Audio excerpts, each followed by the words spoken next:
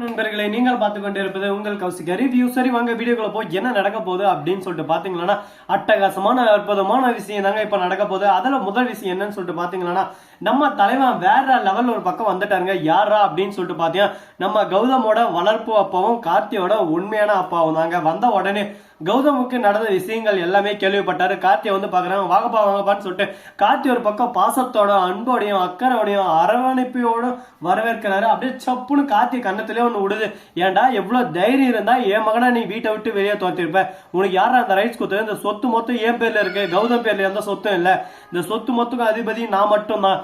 இப்ப இதை யாரு கொடுக்கணும் நான் தான் முடிவு பண்ணுவேன். ஏன் கௌதமுக்கு நான் கொடுப்பேன் அப்படின்னு சொல்லிட்டு கண்ணத்து மேல அடிச்சு போடா வீட்டை விட்டு வெளியே நாயே அப்படின்னு சொல்லிட்டு சொல்ல உடனே பாக்கணுமே நம்ம கார்த்தி வந்து அப்படியே சும்மா பம்பி போன பாம்பாட்டம் அந்த அனாத பையனுக்காக அந்த பெத்த பொல்லி இது பண்றீங்களா? யாரா அனாத பையன்? நீ சாக கடந்த கூட உன்னை காப்பாத்து வந்து அவன் மட்டும்தான். அவன் இல்லைன்னா நீ அப்பவே செத்துட்டு இருப்ப. எங்களுக்கு முதல் குழந்தை அவன் தான்டா.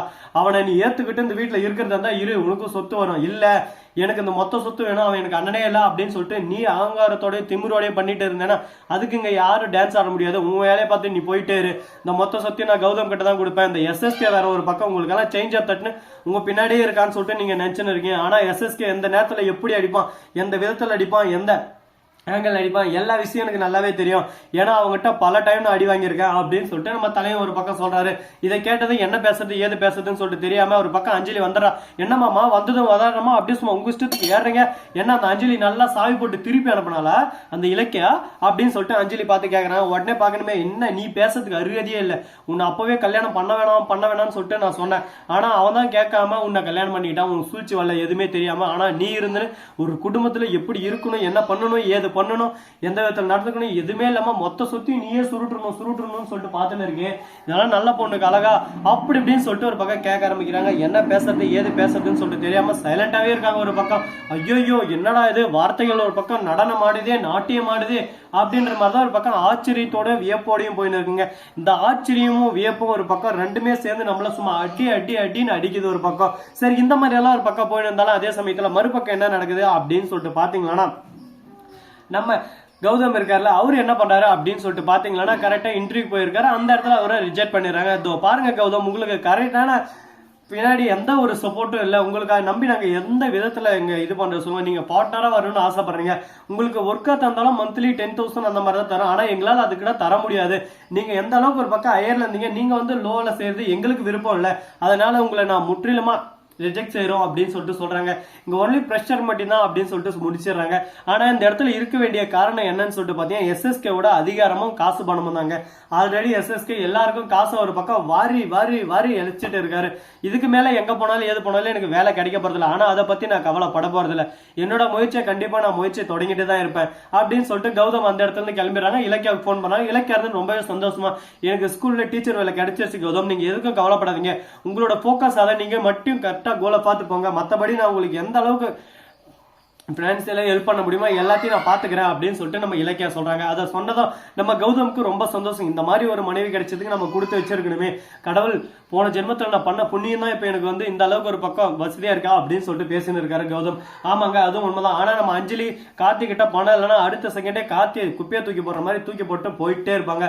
ஆனா இந்த இடத்துல இலக்கியா இருந்து எந்த அளவுக்கு ஒரு பக்கம் சப்போர்ட் பண்ண முடியுமோ சப்போர்ட் எல்லாமே கொடுத்து அவங்களை மேலும் மேலும் மேலும் உயர்த்தின்னு போறாங்க. இந்த மாதிரி ஒரு நல்ல உள்ளம் யாருக்கு வரும், எப்படி வரும், நீங்களே யோசிச்சு பாருங்களேன் அப்படின்ற மாதிரி தான் ஒரு பக்கம் சொல்ல தோணுதுங்க. சரி இந்த மாதிரி எல்லாம் ஒரு பக்கம் போயிட்டு இருந்தாலும் அதே சமயத்துல மறுபக்கம் என்ன நடக்குது அப்படின்னு சொல்லிட்டு பாத்தீங்கன்னா நம்ம கதிரேசன் இருக்காருல்ல அவரு என்ன பண்றாரு அப்படின்னு சொல்லிட்டு பாத்தீங்கன்னா அவர் எதிர அப்படின்னு சொல்லிட்டு பாத்தீங்கன்னா எஸ்எஸ்கே தாங்க அப்படி மாத்தி சொல்லிட்டேன். நம்ம எஸ்எஸ்கே இருக்காருல்ல தவளையர் அவர் என்ன பண்ணாரு அப்படின்னு சொல்லிட்டு பாத்தீங்கன்னா அருமையான விஷயத்த அசால்ட்டா செஞ்சு விட்டு போயிட்டாருங்க. என்னடா இது, அந்த அளவுக்கு ஒரு பக்கம் திறமசாலி அப்படி என்னதான் பண்ணாரு அப்படின்னு சொல்லிட்டு வியப்போடையும் நீங்க ஒரு பக்கம் யோசிக்கலாம். அவர் பண்ணது ஒண்ணுமே இல்லைங்க. நேரா போறாரு, போயிட்டு இதோ பாரு கார்த்தி, இதோ பாரு கௌதம், இந்த சொத்து மொத்தம் கார்த்திக் இல்ல கௌதம்க்கு இல்ல, இந்த மொத்த சொத்து எனக்கு தான். நீங்க ரெண்டு பேரும் உங்க வேலையை பார்த்துட்டு போங்க. ரெண்டு பேரும் சண்டை போட்டு உங்களுக்குள்ள நீங்க அடிச்சுக்க வேணாம். இனிமே உங்களுக்கு உண்மையான எதிரி யாருன்னு சொல்லிட்டு பாத்தீங்கன்னா அது நான் மட்டும்தான். கார்த்தி நீ ஒரு முட்டாள், உன் பொண்டாட்டி ஒரு பேராசை பிடிச்சுவ, நீங்க ரெண்டு பேரும் சேர்ந்து இந்த கம்பெனியை ஒழிச்சிருவீங்க. அதனால அந்த மொத்த சொத்தும் என் பேர்ல வந்தாச்சு. இனிமே இந்த சொத்தை மெயின்டைன் பண்றது எல்லாத்தையும் நான் பாத்துக்கிறேன். நீங்க வெளியே போயிட்டு எந்த அளவுக்கு ஒரு பக்கம் பொழைச்சி திரும்ப முன்னேற முடியுமான்னு சொல்லிட்டு எனக்கு தெரியாது. ஆனா அது உங்க பிரச்சனை, ஏதோ ஒன்று பண்ணிக்கோங்க.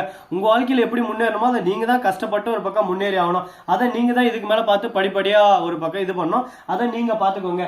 இதுக்கப்புறம் எங்களை எந்த விதத்துல ஒரு பக்கம் தொந்தரவு பண்ண வேணாம் அப்படின்ற மாதிரி ஒரு பக்கம் பேசிட்டு இருக்காங்க. இதை பார்க்கும்போது நமக்கே ஒரு பக்கம் வியப்பாவும் இருக்கு, ஆச்சரியமாவும் இருக்கு.